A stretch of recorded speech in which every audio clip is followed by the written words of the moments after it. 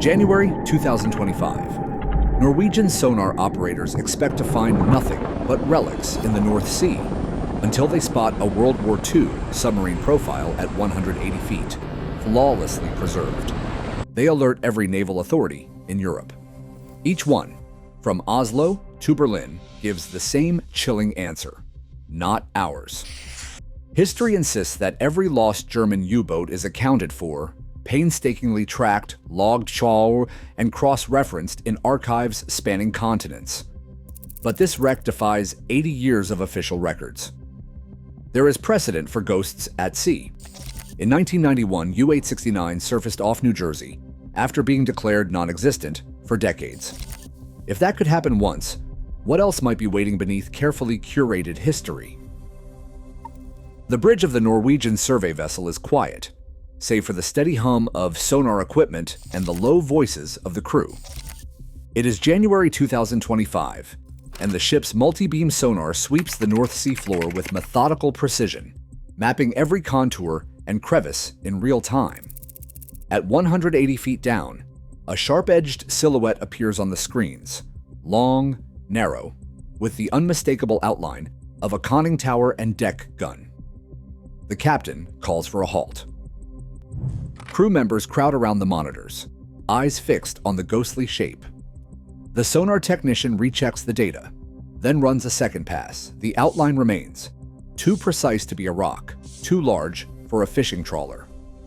The captain radios the coordinates to headquarters in Oslo, following strict protocol for unidentified wrecks. Within the hour, calls go out to naval authorities across Europe, Britain, Germany, Denmark, the Netherlands. Each office responds with the same answer. No missing submarine matches these coordinates. The British Admiralty checks its wartime loss lists and finds nothing unaccounted for in this sector. The German Navy, with archives stretching back to 1945, finds no record of any U-boat unclaimed in these waters. The Dutch and Danish maritime agencies echo the denial. The crew on the bridge grows tense. The North Sea is littered with the remains of World War II, but every known U-boat wreck is already logged, cataloged, and mapped. Yet here is a submarine profile, perfectly preserved, sitting in a place where none should exist. The captain orders the vessel to remain on station. Charts are pulled, old records scanned, and the sonar is run again and again. The shape does not change. The sense of routine is gone, replaced by a quiet urgency. Something is on the seafloor that no country claims, and the investigation is only beginning. World War II submarine records are often described as complete to the point of obsession. The German Kriegsmarine alone tracked over 1,150 U-boats, each assigned a hull number, a commissioning date, and a shipyard of origin. For the Type 7 class, the backbone of the U-boat fleet, 709 boats were built. Of those, 694 were lost to depth charges, mines, torpedoes, or air attacks. The remaining 15 either surrendered at war's end or were scuttled, every fate supposedly documented in meticulous detail. Allied and Axis archives, from London to Moscow, have spent decades cross-referencing these losses, matching every reported attack with a missing boat. The result is a master list that claims to account for every submarine ever launched, every wreck already mapped or explained. Yet the reality behind these numbers is less certain. The official record is not a seamless account, but a patchwork assembled from after-action reports, survivor testimonies, and enemy claims. Wartime confusion, lost paperwork, and the chaos of the final months left gaps that historians have spent generations trying to close. In practice, the process often meant taking a vague report, an oil slick on the surface, a distant explosion, and updating a missing boat's status to probably sunk. Each match closed a file, but not always with certainty. The idea that a German Type 7 could still be unaccounted for in the North Sea seems to fly in the face of 80 years of cross-checked documentation. But the numbers themselves, 1,150 built, 709 of one class, 694 destroyed, show just how vast the wartime fleet was and how easy it would be for a single anomaly to slip through unnoticed. To find a submarine not claimed by any nation is supposed to be impossible. Yet, as the search for answers begins, the myth of perfect record-keeping starts to unravel. In 1991, off the coast of New Jersey, a team of deep-sea divers stumbled onto a submarine wreck that confounded experts on both sides of the Atlantic. The hull was unmistakably German, but the location was all wrong. Official records from the German Navy placed U-869 near Gibraltar, lost to Allied attacks thousands of miles away. American archives echoed the same story. Yet here was a U-boat, resting in the cold Atlantic mud where no record said it should be. The divers nicknamed it UWO, a ghost with no name. Over 6 years, the wreck became an obsession. The currents were strong, visibility near zero, and the dangers multiplied with every descent. 3 divers lost their life sacrifice trying to solve the puzzle. The answer finally came not from official files, but from inside the wreck itself. In 1997, a diver found a pair of small brass tags attached to engine parts, serial numbers stamped by hand, still legible after decades underwater. Cross-resourced with Wart manufacturing records, the tags revealed the truth. This was U-869, a boat misfiled by both sides, its fate sealed by a single mistaken report. The case of U-869 proved that even the most comprehensive Wart records could be wrong. A submarine could vanish from history, not because it was never found, but because the paperwork closed the case too soon. The discovery forced historians to admit that the ocean floor still held secrets, and that the story of any lost vessel might be waiting for someone willing to risk everything to find it. The precedent was set. If a U-boat could hide in plain sight for 50 years, then the North Sea wreck might not be an impossibility after all. Floodlights cut through the dark water as the ROV descends, its cameras trained on the shadowy outline below. The first close view reveals a submarine hull stretching nearly 70 meters, a single deck gun fixed forward of the conning tower. The steel is thick with barnacles and marine growth, but the lines are unmistakable. This is no merchant ship or trawler. The ROV glides along the port side, capturing every dent and rivet. Crew members call out measurements as the tethered vehicle inches past the bow, confirming the hull's length and the proportions of a German Type 7. Yet, everywhere the camera lingers, something is missing. There are no hull numbers, no painted insignia, no builder's plate bolted to the casing, just blank, corroded steel. Anders Lund, the survey's lead marine archaeologist, leans over the console, eyes fixed on the live feed. He has spent years cataloging North Sea wrecks, but even he is silent as the ROV's lights sweep the conning tower. The shape and size fit the classic profile, but the complete absence of identification is a detail that does not belong. Lund quietly notes the deck gun's position and the tower's silhouette, both features pointing to a late war variant. The ROV's laser scanner captures the hull dimensions, 70 meters long, just over 6 meters wide. It is a textbook match for a Type VIC. The crew records every second, every angle, every detail. No markings, no country, no claim. The anomaly is not just in the records, but in the steel itself, lying silent and unclaimed on the ocean floor. The evidence demands more than a passing glance. The next step is clear. Precise scans and physical samples will be needed to answer the questions now swirling on the bridge. Laser scanners mounted on the ROV sweep across the hull, producing a high-resolution point cloud that maps every curve and weld in 3 dimensions. The engineering team on the survey vessel watches as the digital model takes shape frame by frame on their monitors. The measurements are precise. 71.5 meters from bow to stern, 6.2 meters across the beam. These numbers are not estimates or rough guesses.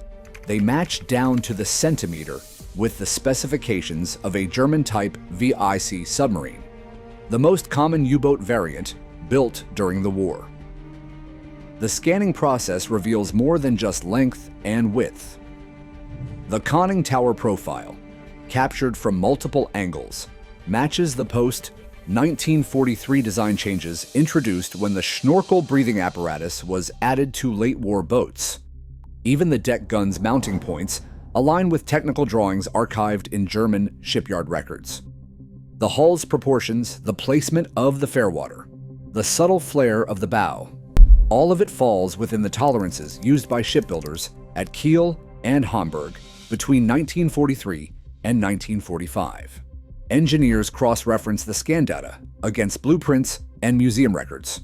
Every known type WWII lost in the North Sea has already been identified and mapped, their wrecks cataloged by hull number and location.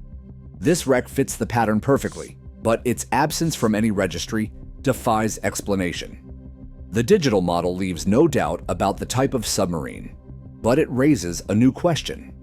How could a boat built to such familiar dimensions remain invisible to the historical record? The scanning team prepares a detailed report, knowing the next step will require more than numbers. To understand what makes this wreck different, they will need to look beneath the surface, into the very materials that hold it together.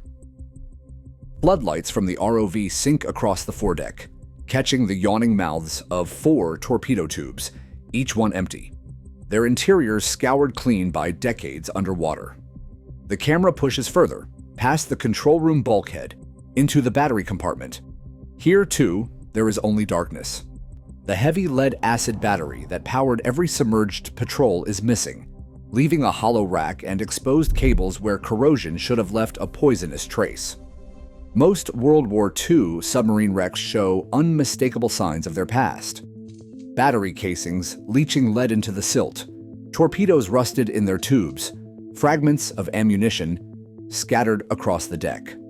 This wreck is stripped bare, its armament and power source absent, as if someone removed every trace of combat before sending the boat to the bottom. Samples of hull plating, cut from the pressure hull by the ROV's manipulator, arrive at a laboratory in Hamburg under the supervision of Dr. Eva Muller, a forensic metallurgist known for her work on historic shipwrecks. The analysis is precise. The steel is high tensile, produced at the WWWII and the Germaniawerft shipyards in Kiel, and dates to late 1943 or early 1944. Yet the quality is unexpectedly high for a submarine built during the final years of the war, when German industry was crippled by relentless Allied bombing and shortages of critical materials. Muller notes the alloy's purity, the strength of the welds, and the absence of the microfractures that plagued late-war production. "This is not ordinary wartime steel," she remarks. "It is as if it came from a hidden reserve, something set aside for a special project." The physical evidence points to a vessel built with resources, unavailable to most of the fleet, yet left incomplete or deliberately stripped of its fighting power. The empty compartments, the missing batteries, and the anomalous steel all suggest a submarine that was never meant for ordinary patrols. The mystery deepens, pressing the investigators toward the archives, searching for a paper trail that might explain how such a boat could vanish from history. Klaus Hoffmann sits hunched over a battered desk in a government archive, surrounded by cardboard boxes stamped with faded German script.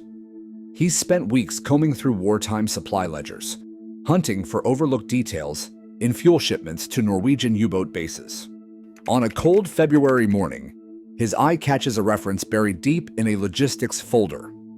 U-3135, listed for a delivery scheduled in October 1944. The number doesn't fit any known operational boat.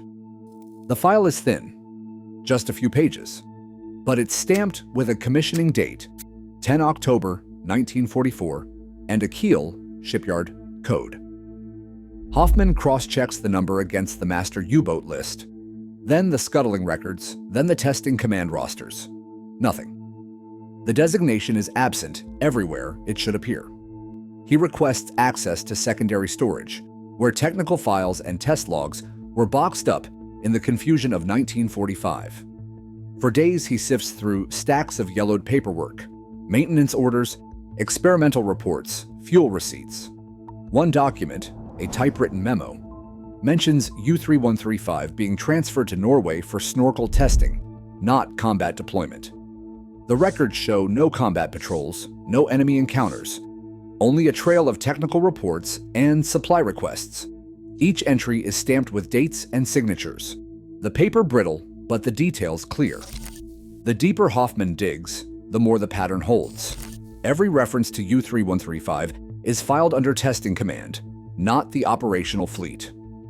When the Allies seized German naval archives in May 1945, they prioritized combat logs, leaving technical files untouched in back rooms and basements. The paper trail, long ignored, now links directly to the unidentified wreck resting on the North Sea floor. On April 28, 1945, as the Third Reich's collapse echoed from Berlin to the icy fjords of Norway, a coded order swept through the last U-boat bases: scuttle everything. Submarines that had never left the test dock, boats stripped of batteries and torpedoes, even vessels built for experimental missions, each was to vanish beneath the waves rather than fall into Allied hands. The chaos of those final days left a trail of confusion. Some crews followed orders to the letter, towing hulls out to deep water and sending them down with charges set in the engine room. Others abandoned their boats in shallow bays or left them tied to piers, engines flooded, records hastily burned or misfiled. Wartime archives, for all their apparent completeness, remain riddled with blind spots. The German Naval Command tracked 1,150 U-boats, but the fog of war and the scramble to destroy evidence created gaps that even the best historians struggle to close. Today, about 50 German submarines from the Second World War are still officially listed as missing. Their final resting places are unknown, their stories scattered across incomplete logs, lost radio messages, and the silent testimony of the sea floor. The North Sea's cold currents have hidden more than just steel hulls. In 2016, Russian researchers uncovered over 500 artifacts from the long-dismissed Schatzgräber weather station, a Nazi outpost on a remote Arctic island that had been written off as legend for decades. Each rediscovered wreck, each artifact thawed from ice or mud, is a reminder that history's record is never truly closed. The unanswered questions left by these missing boats linger, suggesting that even the most meticulous archives can overlook the secrets carried by the tides. Today, over 50 wartime submarines remain missing from official records, each a silent reminder that history is never as settled as we want to believe. As new discoveries rewrite accepted facts, the real mystery isn't what the sea still hides, but what our archives overlook. Every unanswered question shapes how we remember and what we choose to forget. What else waits, unclaimed, just beyond the reach of certainty?